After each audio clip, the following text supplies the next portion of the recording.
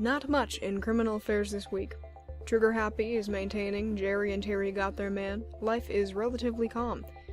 The only shitty thing that happened was Michael showing up on my doorstep. That would be why today's upload is a bit late. I was just sitting down to record maybe 2 hours ago when I heard something.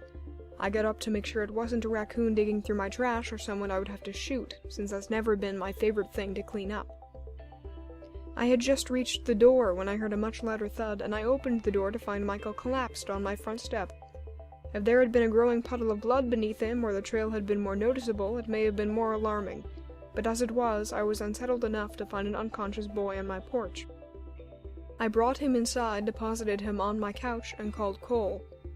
Cole's experience in medicine has come up a few times during our meetings, and it isn't a complete knowledge, but they had been doing medicine-related things in college before they found their way to being a negotiator, so it's infinitely more knowledge than I have. I've read about treatments many a time, and I would most likely survive longer in the wild, but if I know someone with practical experience, I'm going to utilize them.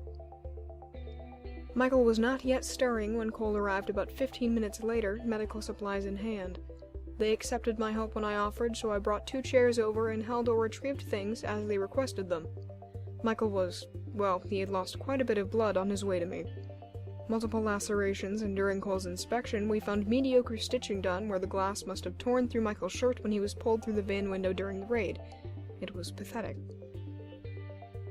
Before anyone asks how I didn't notice him bleeding profusely during the raid itself, it was probably a combination of his hoodie-wearing habits and the fact that everyone dispersed almost immediately. I had an interrogation to begin. Jerry and Terry are busy enough, and Michael likes to hide.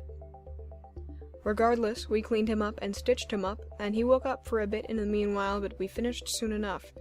He was definitely not in the condition to go anywhere, so he's currently asleep in the lounge. He barely made it that far, and was not especially willing to leave the couch in the front room in the first place.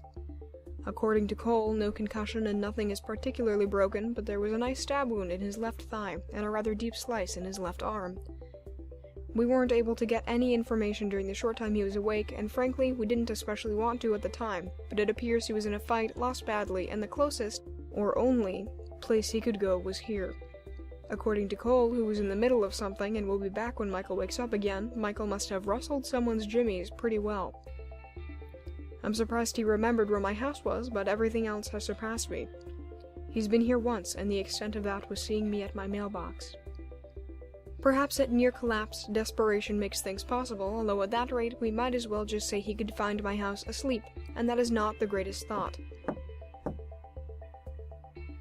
Michael woke up for a few seconds, and came to find me. I had to put the child back to sleep, as he was clearly not ready to do anything else. Moving along subject-wise, despite the events of this morning, it's a peaceful neighborhood for now. I know that will change sometime in the next few days, considering everything that has happened in the past few days, but at the moment, I have a moment. No contribution today, as Michael is asleep in the other room and Cole could arrive at any moment. I would prefer not to be doing anything too involved when they get here. Thank you for listening. You can find me at diaryofamastermind@gmail.com.